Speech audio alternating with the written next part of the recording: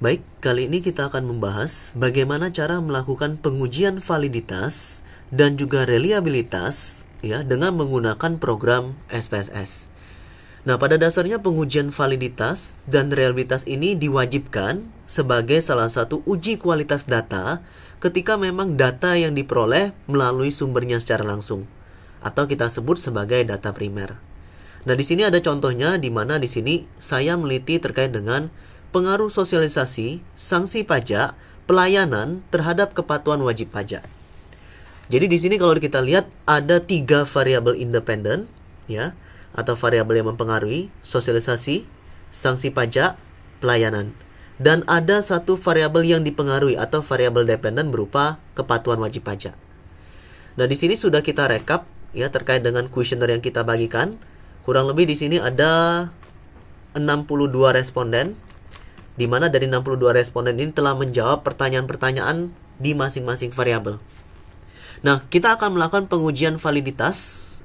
Ya, sebagai contoh saya akan melakukan pengujian validitas di variabel sosialisasi. Tapi sebelum itu, tolong diingat baik-baik, ketika kita mau melakukan pengujian validitas di variabel sosialisasi, kita harus membuat totalnya dulu. Total skor dari jawaban di masing-masing pertanyaan. Kalau kita lihat di sini ada tabel sosialisasi, di bawahnya ada butir-butir pertanyaannya, di mana untuk variabel sosialisasi ini diwakili oleh 5 pertanyaan dengan total skor sebesar 23. Nah, tolong diingat, kalau kita mau melakukan pengujian validitas, maka kita harus mencari total skornya terlebih dahulu. Sehingga total skor itu kita dapatkan dari penjumlahan seluruh skor dari butir-butir pertanyaan variabel tersebut. Jadi kalau di variabel sosialisasi kita jumlahkan ini ke kanan menjadi 23. Begitu pula dengan sanksi pajak, pelayanan, dan kepatuhan wajib pajak. Nah, setelah kita mendapatkan skor dari masing-masing, total skor dari masing-masing variabel seperti ini, maka langkah selanjutnya kita akan memindahkan data ini ke dalam SPSS. Nah, tolong diingat baik-baik, sebenarnya ada 2 cara ketika kita mau melakukan pemindahan data ke SPSS. Cara yang pertama kita bisa dengan cara file, kemudian kita pilih open data. Kemudian kita cari ya. Kita cari file kita di save-nya di mana yang tadi. File Excel kita. Tapi saya nggak akan gunakan cara itu. Kenapa? Karena memang pada dasarnya Excel saya ini berisi, kita bilang ya ada title-nya ya. Dan juga di sini ada merger ininya. Ada merger cell ya, ada split cell dan sebagainya. Sehingga ditakutkan kalau saya langsung memasukkan file ini ke dalam SPSS, maka dia akan jadinya error. Maka biasanya yang saya lakukan adalah dengan cara mengcopy saja seperti ini. Kita blok ya variabel sosialisasi saja sebagai contoh. Klik ini ya, kita blok saja ini. Jadi ada 62 data, kita blok. Kemudian kita klik kanan, copy ya. Atau Ctrl C bisa juga. Kita masuk ke SPSS-nya, klik di sini, klik kanan, paste. Nah, kita akan menemukan hasilnya seperti ini, ya. Atau bisa juga menggunakan Ctrl V tadi. Nah, setelah kita dapat hasilnya seperti ini, datanya sudah kita input dalam SPSS untuk variabel sosialisasi tadi, maka langkah selanjutnya kita pindah ke tab variable view. Ya, jadi tab variable view. Di dalam variable view ini, kita akan pertama memberikan nama dulu. Tolong diingat ya, data-data yang tadi kita masukkan ini merupakan data skor jawaban dari masing-masing butir pertanyaan. Ya, untuk yang variabel 1, 2, 3, 4, dan 5. Sementara yang var 06 ini merupakan total skornya. Jadi kita berikan namanya seperti ini. Karena ini variabel sosialisasi, maka saya akan berikan nama sos 1 untuk sosialisasi 1 pertanyaan butir pertama, sos 2 untuk pertanyaan butir kedua, sos 3 untuk pertanyaan butir ketiga, sos 4 ya, sos 5, dan yang terakhir adalah sosialisasi total. Artinya ini total skornya. Nah, jadi kita berikan nama yang dulu. Setelah kita berikan nama seperti ini, kita lihat di data view, nanti akan berubah seperti ini. Ya. Nah, kita balik lagi ke variable view. Di variable view ini, yang pertama kali harus kita lakukan adalah melakukan setting. Setting terhadap apa? untuk type-nya kita biarkan saja karena ini memang datanya numerik. Untuk width-nya ini artinya lebar, biarkan saja. Desimalnya berapa angka di belakang koma, kita biarkan saja juga. Label juga sama, value juga sama, missing juga sama, kolom juga sama, align juga sama. Yang perlu kita ubah itu adalah measure atau pengukuran, measurement. Nah, tolong diingat kalau data kita merupakan data primer dan memang sifatnya itu menggunakan kuesioner, tentunya jawabannya akan bertingkat menggunakan skala Likert. Mulai dari sangat tidak setuju, ragu-ragu, setuju, sampai dengan sangat setuju. Dalam hal ini yang saya gunakan adalah skala Likert 1 sampai dengan 5. Jadi teman-teman mungkin bisa gunakan skala Likert model lainnya, misalkan 7, ya. Nah, untuk measurement kalau menggunakan data primer, kita pilih ordinal atau bertingkat. Kita ubah semuanya ke ordinal. Role-nya tetap sama, yakni input. Nah, setelah kita ubah, artinya persiapan data kita sudah selesai. Maka langkah selanjutnya, kita klik data view. Kita lakukan uji validitas terlebih dahulu. Analyze. Klik analyze, correlate, bivariate. Jadi, analyze, correlate, bivariate. Kemudian setelah kita klik, pindahkan semua variabelnya, baik skor butir-butir pertanyaan maupun skor total. Kita pindahkan ke kanan. Ini di Ctrl A saja. Ctrl A. Kita klik ini, maka dia pindah ke kanan. Nah, di sini harus diingat, pada bagian option, pastikan tidak ada yang diconteng kecuali exclude case pairwise. Hanya ini saja yang kita conteng. Klik continue. Pada bagian style, pastikan tidak ada terisi satupun. Ya, jadi tidak ada isinya satupun. Kita klik cancel saja. Pada bagian bootstrap, pastikan perform bootstrappingnya tidak diconteng. Nah, jadi kalau berbicara bootstrapping, itu adalah teknik penggandaan data. Di mana data yang 50 bisa kita ubah secara random menjadi 5000. Dengan nilainya yang juga secara random. Tapi kita nggak akan gunakan ini. Kita klik continue.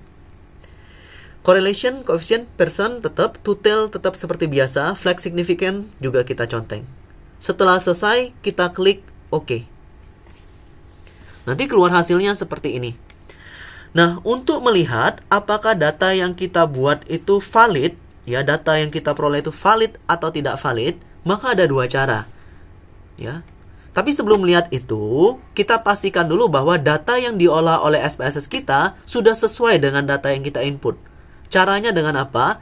Melihat N-nya atau jumlah respondennya atau jumlah sampelnya. Di mana N-nya ini adalah 62. Kita cocokkan dengan jumlah data yang kita input di dalam SPSS. Ternyata sama, juga 62. Artinya memang semua datanya berhasil diproses dengan baik. Nah, maka dari itu kita bisa menilai apakah data ini valid atau tidak valid. Kuesioner ini valid atau tidak valid. Cara yang pertama, kita bisa melihat signifikansi total. Ya. Jadi di sini. Kita lihat pada bagian totalnya. Apabila signifikansi totalnya pada bagian total ini lebih kecil dari 0,05, maka dia dikatakan valid. Kita lihat di sini. Butir pertama lebih kecil dari 0,05. Butir kedua juga sama, lebih kecil dari 0,05. Begitu pula dengan butir ketiga sampai dengan butir kelima.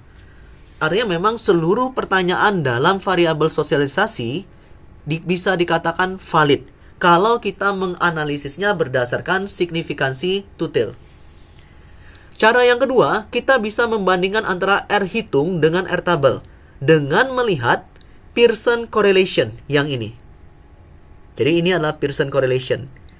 Kita nanti bandingkan antara R hitungnya dengan R tabel. Mana yang disebut R hitung pada bagian source total ini. Ini adalah R hitungnya. Jadi bagian-bagian ini 0,846, 0,895, 0,905, 0,880, 0,902 itu merupakan bagian dari R hitung. Nah, ini akan kita bandingkan dengan R tabel. Maka di sini saya sudah siapkan R tabelnya. Jadi nanti teman-teman bisa download ya. Kalian bisa download yang namanya tabel R product moment. Yang kita gunakan adalah tingkat keyakinannya, signifikansinya 5% total. Kita ketahui bahwa jumlah sampel kita tadi ada 62. Maka di sini. Ya. Maka R tabelnya adalah sebesar 0,246. Artinya apa? Kita harus bandingkan dengan R hitung tadi. Jadi R hitung kita yang ada di setiap butir pertanyaan ini ternyata lebih besar dibanding dengan R tabel yang senilai 0,246. Kita punya 0,846, 895, 905, 880, 902. Lebih besar dibandingkan dengan R tabelnya untuk 62 sampel dengan tingkat koefisien 0,05 yakni sebesar 0,246. Jadi lebih besar ya. R hitungnya lebih besar dibanding dengan R tabel. Artinya, baik dengan menggunakan analisis signifikansi two-tail ataupun Pearson correlation, maka semua menyatakan bahwa data kita ini tergolong valid. Nah, setelah data ini dikatakan valid, maka langkah selanjutnya kita melakukan pengujian kualitas data berikutnya, yakni uji reliabilitas. Caranya sangat gampang, analyze, kemudian scale, reliability analyze. Ya, jadi scale, reliability analyze. Kemudian kita pindahkan semuanya kecuali total. Jadi total score nggak masuk ke sini, hanya butir-butir pertanyaannya saja kita pindahkan ke kanan. Seperti ini. Jadi total ini nggak masuk ya. Tadi hanya untuk validitas. Nah, kemudian kita klik statistik. Correlation kita conteng, covariance kita conteng, scale if item delete kita juga conteng. Sisanya biarkan saja. Klik continue, modelnya tetap alpha, klik OK. Nah, nanti keluar hasilnya seperti ini. Yang kita baca pada dasarnya hanya ini saja, ya. Kita lihat case-nya ada 62, sesuai data kita juga ada 62, artinya semuanya berhasil diproses. Kemudian untuk melihat apakah sebuah data atau butir pertanyaan ini reliable atau tidak, maka kita bisa melihat Cron-Cobalt alpha-nya. Cron-Cobalt alpha yang ini, ya. Jadi kalau kita baca bukunya Profesor Imam Ghazali, ya, di situ ada kutipan dari Numeli yang menyatakan bahwa nilai Cron-Cobalt alpha minimal supaya sebuah data dikatakan reliable adalah sebesar 0,7. Sementara Cron-Cobalt alpha kita dapat lebih besar dari 0,7. Artinya semua butir pertanyaan dari variabel sosialisasi bisa dikatakan valid dan juga reliable. Ya, saya kira ini adalah pengujian validitas dan reliabilitas yang bisa kalian gunakan secara praktis.